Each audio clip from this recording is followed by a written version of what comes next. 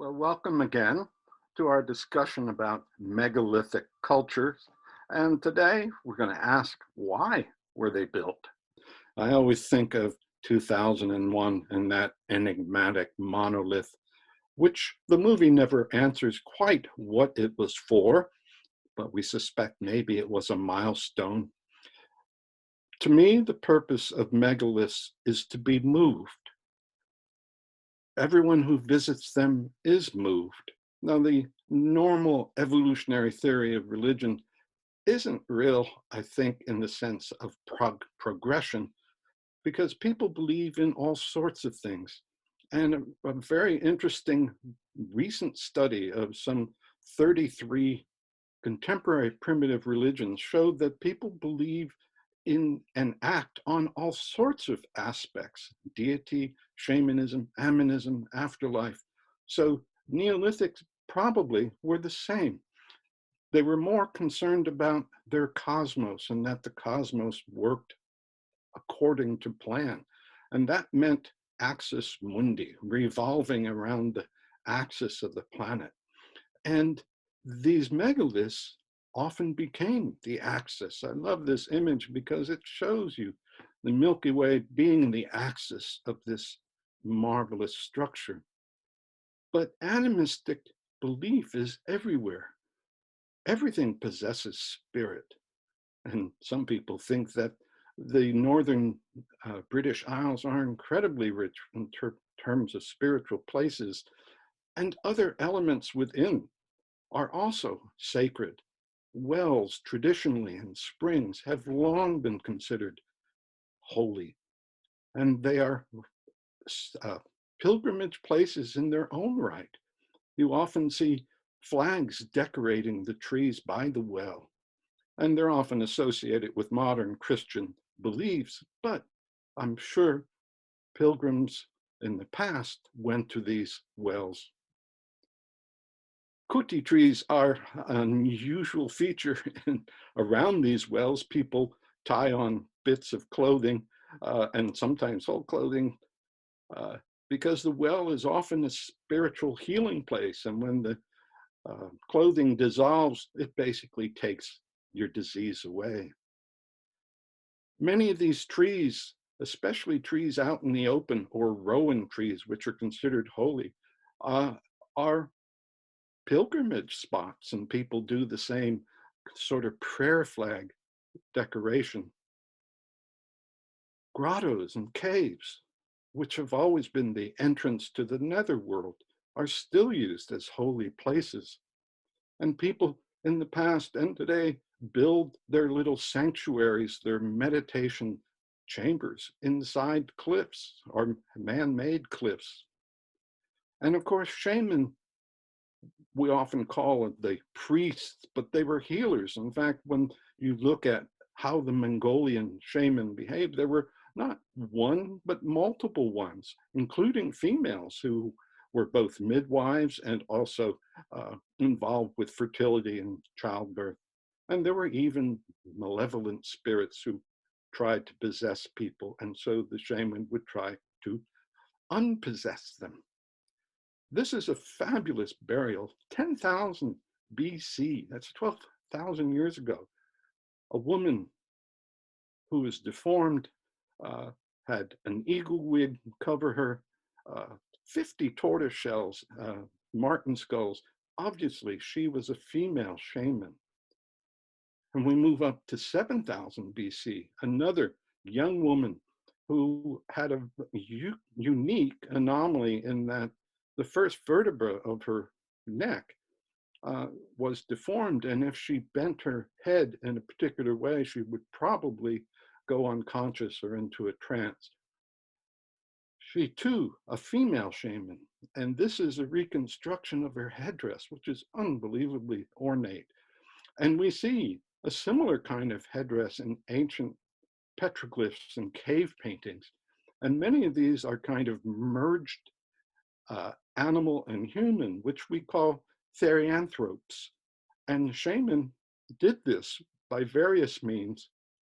They would be possessed by the spirit of the animal. sometimes to cure people, sometimes to even look for those animals. We often call this a totemic animal, but this was distinctive because shamans could enter different kinds of animals.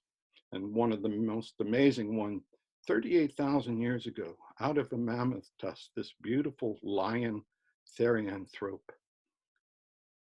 Here in Yorkshire, a grave dug up a whole series of masks that were from deer, ancient deer, that were had holes drilled in so they could be worn. And so in the dance or the trance, you became the deer. And this could help you hunt. This could help you cure people. There is an interesting British anthropologist, David Lewis Williams, who has studied the psychology and the neurology of hallucinations. And people, when they hallucinate, either on drugs or otherwise, go through certain stages. And if you ask them to describe what they see, they will draw unusual features, squiggles, and so on. And eventually, when they go deeper, serpentine things, and then spirals. And then lastly, they themselves will become part animal, and they develop a therianthrope uh, kind of impression of themselves. So his theory is that uh, many of the megaliths and caves in the past were used to induce these trances. Of course, drumming and chanting could also do it. The easiest way, of course, to develop altered consciousness is sleep deprivation, and a whole host of hallucinogenic plants called entheogenic, uh, foremost amanita mushrooms, which are worldwide, but especially abundant in Northern Europe. So one theory is that people would enter the passage tomb and actually be closed in for weeks.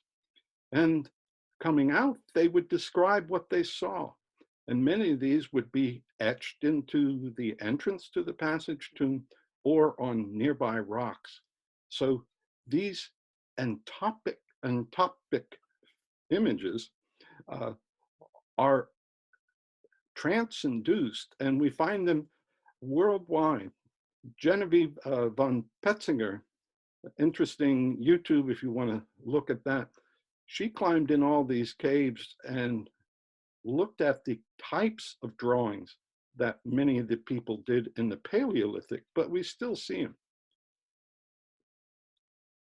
Lewis Williams actually compared South African Bushmen to rock art in Southern California, and then compared it to Paleolithic art. He says much of these images are actually trance hallucination induced. And here's yours truly actually visiting the Coso range and verifying that many of these images are what are called entopic images. It's what the mind sees when the eyes can't see. And when we look at the passage in Newgrange or Garvinus in Brittany, they are covered with these amazing swirls and other kinds of entopic images. Caves themselves are spiritual places.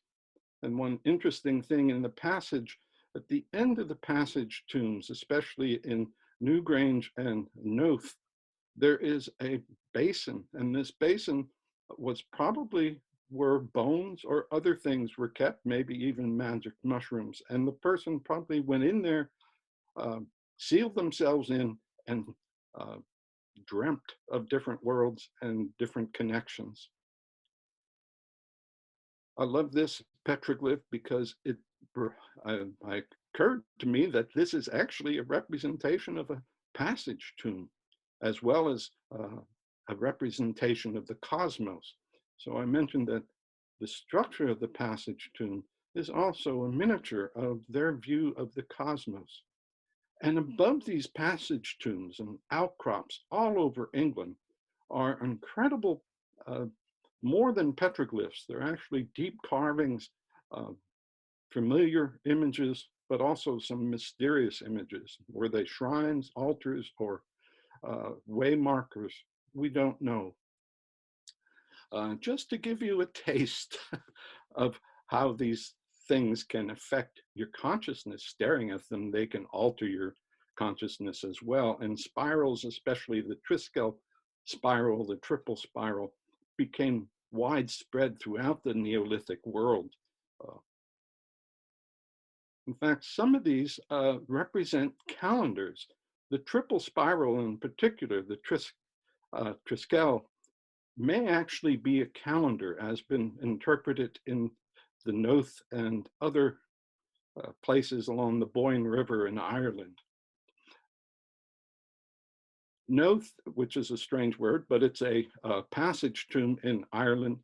It even has a curbstone along the edge of the passage tomb that is exactly like a modern sundial and probably was used as that way. Why would calendars be important? Well, to know when to celebrate things. And also to protect us from the evil eye, there are many apotropaic symbols that are universal. These are Nazars, which reflects back the evil, so you are protected, and especially put them on children.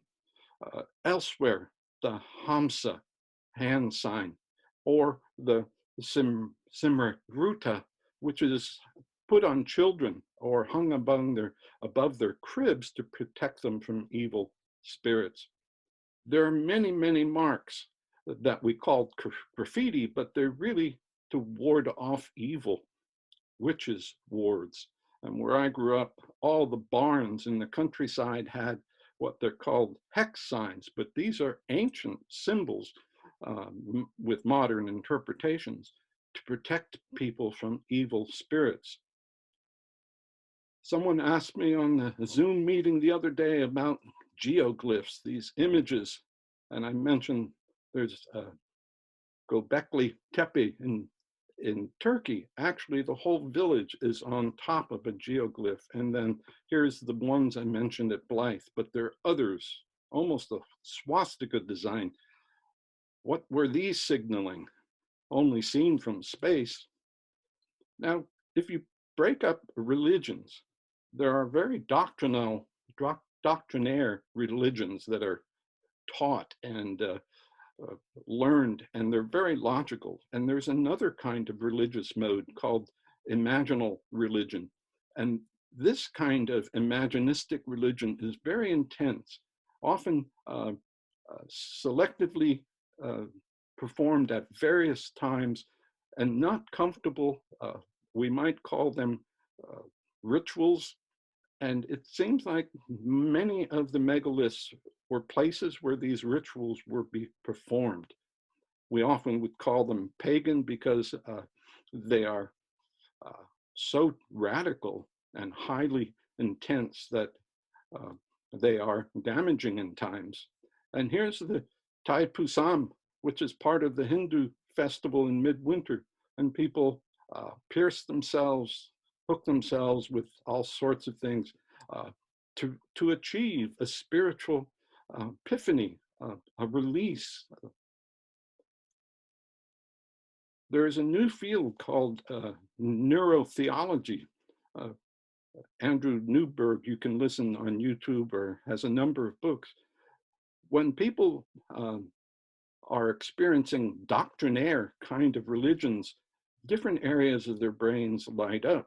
But when they're experiencing these imaginistic, intense feelings, there are different areas. And people in the Neolithic had different social concerns and spiritual concerns, not that different from ourselves. I put this on a handout, so I don't want you to spend time reading it. But one important thing, and the best word I can come up with to describe this thing is hozo, which is a Navajo word for the world in balance. And to get the world in balance, you have to follow the beauty way. And so the axis mundi and the rituals that people practiced and still do was to make sure the world stays in its balance and the cosmos is in balance. Of course, right now we all feel out of kilter. So why were they built? For these maintaining balance, but other sorts of functions. I love this old postcard, shows when people began to see these megalithic ruins, they thought this is where Neolithic people lived. These hilltop causeways were probably civic centers because the farmland was so valuable. And then they had the megalithic structures where most of the religious spiritual ceremonies and burials took place. So this was a place for the living. Burials have long been associated with megaliths. And we talked about the different structures, the passage tombs, the dolmen, and worldwide, why they spread, it's still a mystery. And often the burial in here may have entailed cremation and then, or regular burial. Then the body would be disinterred, cleansed, and maybe painted, and even coated with plaster. And grave goods were left too, and celebrations, periodic celebrations. Another function of megaliths were observatories. This one in southern Egypt is perhaps the oldest, and it may go back 7,000 or 8,000 years. And then there's one in Brazil. It mentioned South African megalithic villages, and there is a distinctive calendar, a seasonal calendar that aligns with the solstice and equinox. Kenya has numerous ones. Armenia, this is an enormous complex burials and calendar sites. The Neba stone probably associates with these observatories, which were built out of wood, including one in North America. Stonehenge started out as a wood circle, and there are still discoveries of wood henges in different places. And this is a remarkable one that's little known. It's a little more recent, about the 1st century AD or the 2nd century AD. It's in Romania, and it was part of a temple, religious complex, but you can see the henge, the standing circle in the background, which is remarkable because it functioned extremely well as a calendar. And here is what is called the sun disk, which was a sundial. So you had both a calendar and a clock at the same place. Others in the Ukraine or Israel are being interpreted as calendar spots. And Göbekli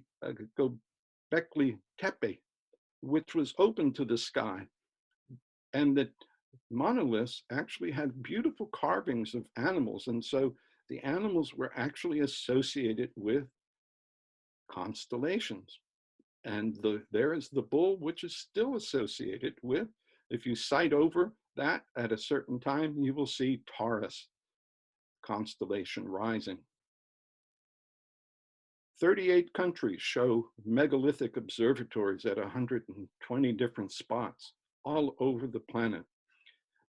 And of course, the burial was not the final goodbye. People came back to celebrate their lives, to bring offerings, votive offerings, or food offerings. And this is a very common theme throughout the Neolithic and still around the world. How do we party? How do we celebrate, religious and otherwise? We don't think about these megaliths as being party centers, but food that has been uncovered showed all sorts of delicacies and things that were brought from 200 or 300 miles away as pilgrimages to megalithic sites like Stonehenge. We don't think of dancing because it doesn't leave much of a mark on the landscape, but we see it in petroglyphs, we see it in folk tales, we see it in anthropological records. Dancing was crucial. And other kinds of ceremonies. This is Morana, which is the end of winter which is about what we're reaching, although this was celebrated earlier. It's a Slavic ceremony. Marana is, an effigy is made with her, their dance, have a procession, and then they set her on fire, or they just throw her into the river and say goodbye to winter. And the similar thing that's happening all over the Scandinavian and Northern European Kupala night. Uh, you make wreaths, you set them on fire, and you float them away and say goodbye to winter. Part of the celebration on Kupala night is also healing, but also you jump over the fire, which is a very common thing with your girlfriend, and you see if you can hang on to each other while you jump over the fire, and that means you will never get divorced. Bonfires are still very common celebrations, especially in Europe, midwinter celebrations. Here, OSHA would get you in trouble. We can't build bonfires unless you have a special permit, but midsummer bonfires are very common. And all sorts of burning festivals. We forget fire is part of cleansing and getting rid of evil. So quite often you build a straw man, and even the Roman described druids building these straw men where they would put human sacrifices in them and set them on fire. And we still do this. These are the straw men in Northern Europe. And we do this, anyone's ever been to Santa Fe and the Zozobra festival, this amazing sort of puppet straw man, and then they set him on fire. And a similar thing happens in throughout South America and Central America, the burning of the devil.